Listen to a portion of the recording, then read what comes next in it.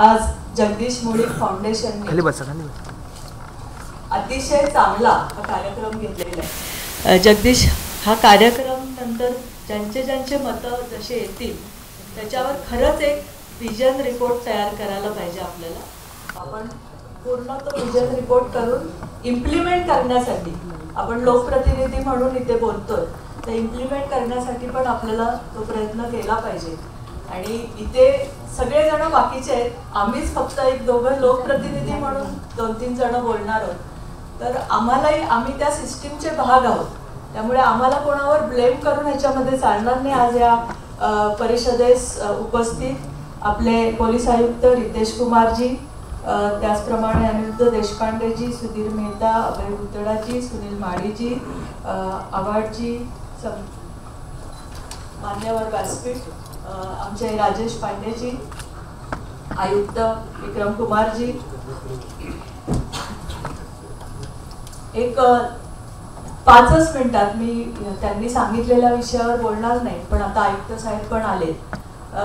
आपण बघतोय की पुणे हे असं वाढत चाललंय की आपण 34 गावं घेतली, जो 34 गावं घेऊन पुणे शहराचा जो एकंदर विस्तार आहे, एकंदर क्षेत्रफळ आहे, हे आता मुंबईचे, म्हणजे मुंबई जसं सबब प्रमाणे वाढलं, त्या सबबच्या सकट विस्ताराच्या पेक्षा पण जास्तीचं क्षेत्रफळ आपल्या पुणे शहराचं झालेलं आहे. आणि त्यामुळं पुणे शहराचं नियोजन करणं फार गरजेचं आहे.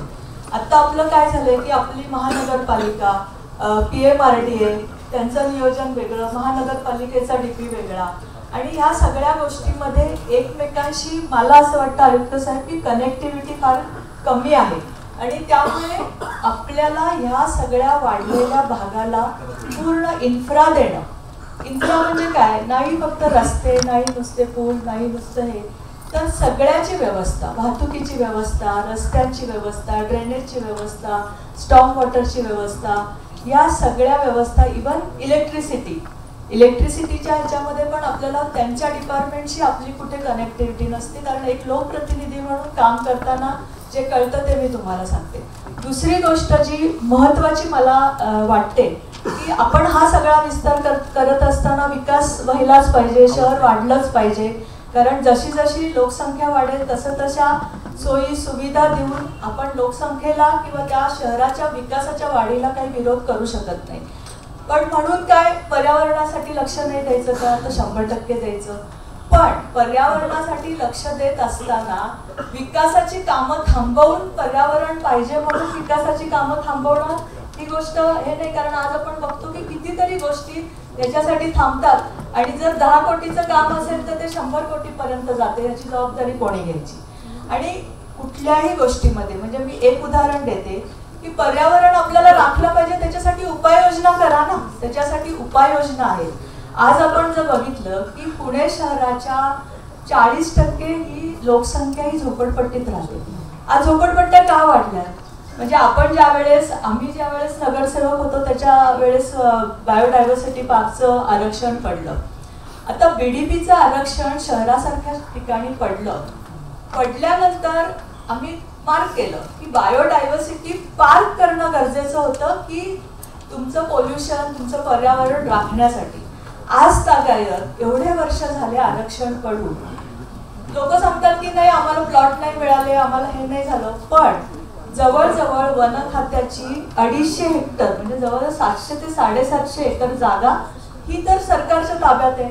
कुठेतरी एक पायलट प्रोजेक्ट म्हणून बायोडायव्हर्सिटी पार्क आस्थायिक झाला का? नाही झाला. त्याच्या उलट काय झालं की लोकांना कळलं की BDPचं आरक्षण पडलं. आज धनकवडी असेल किंवा सिंहगड रोड असेल, सगळ्या भागात, पर्वती असेल, जिथे जिथे बायोडायव्हर्सिटीचं आरक्षण पडलं तिथे आज झोपडपट्ट्या झाल्या. आणि ते आपण रोखू शकलो नाही. झोपडपट्ट्या झाल्या, लोकांनी बेकायदेशीर घरं बांधली, ती आज आपण तोडू शकणार नाही. तर मग त्या आरक्षणाचा उपयोग काय? त्याच्यापेक्षा आम्ही खूप वेळा आम्हाला प्रपोजल आम्ही दिला आयुक्त साहेब की तुम्ही थोडाफार त्याच्यामध्ये FSI द्या, त्यांना झाडं लावण्याची सक्ती करा, तर पर्यावरण तुम्ही राखू शकाल.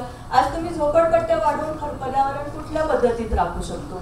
जेवढ्या झोपडपट्ट्या वाढल्यात त्याला सगळ्या सुविधा आपल्याला पुरवायला लागतात. सगळ्या बेकायदेशीर बांधकामांना पण आपल्याला सगळं द्यायला लागतं, कारण तो त्यांचा हक्क आहे. तर ह्या सगळ्या गोष्टींमुळे शहरावरचा ताण वाढत चाललाय.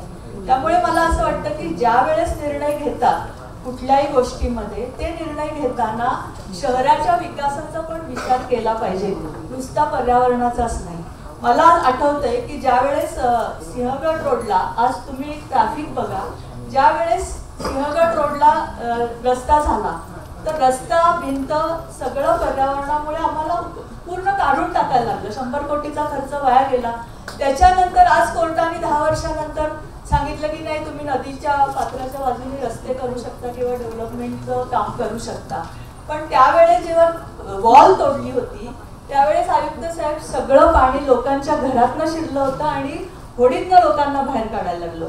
त्यामुळे सगळ्या दृष्टीने लोकांनी हे बघणं पण गरजेचं आहे आणि हे विजन तयार करताना आपल्याला त्या दृष्टीने तयार केलं पाहिजे की विकासाला कुठेही रोख न लावता आणि झोपडपट्टींच्या ह्याच्यामध्ये आज जे आमच्या शासनाने आल्यावर आता नाही तर काय होतं की नवीन गाडी नवीन राज्य आलं की नवीन खेळ आणि जे आधीचे सगळे आदेश रद्द होतात. आणि आज आपण बघतोय की एक आदेश मागच्या वेळेस जेव्हा मला वाटतं 2012ला का काहीतरी झाला होता SRA संदर्भात, देशपांडे साहेब तुम्हाला आठवत असेल, त्यानंतर पुणे शहरामध्ये एकही SRAची स्कीम होऊ शकली नाही आज तागाय. म्हणजे गेली 10 ते 12 वर्ष एकही स्कीम होऊ शकली नाही.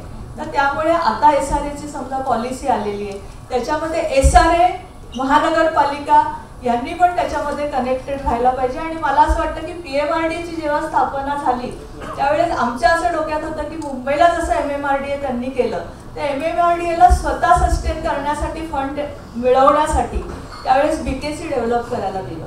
राजेशजी, BKC त्यांनी डेव्हलप केलं आणि ते स्वतःच इतके पॉवरफुल झाले की आज मुंबईमध्ये MMRDA स्वतः PPP मध्ये स्वतः एक पार्टनर म्हणून काम करू शकतं किंवा स्वतः फंडिंग करू शकतो. आज तुम्ही मुंबईत बघितलं तर MMRDAचे काम, आपण PMRDAला नुसतं DP मध्ये अडकवून ठेवलंय. आज जवळजवळ इतके वर्ष झालं की PMRDAचं काम काय तर DP करणं आणि DP करण्यामध्ये काय तर 4 वर्ष घालवणं. तर ह्या सगळ्या गोष्टी पण मला वाटतं बदलायला पाहिजे. मी जास्त बोलत नाही, खूप सारे वक्ते आहेत इथे, पण मला जे वाटलं ते मी मांडलं आणि सिस्टीमचा भाग असणारे सगळे इथे उपस्थित आहेत. आपण सगळे या दृष्टीने प्रयत्न करू आणि येणारं पुणे शहर हे आपलं अतिशय सुंदर शहर, आज एज्युकेशनल हब म्हणून ओळखलं जातं, आज IT म्हणून ओळखलं जातं. तर ते शहर अतिशय सुंदर बनवायची संकल्पना घेऊन आपण सगळे पुणेकर पुढे जाऊ, एवढंच या निमित्ताने सांगते. जय हिंद, जय महाराष्ट्र.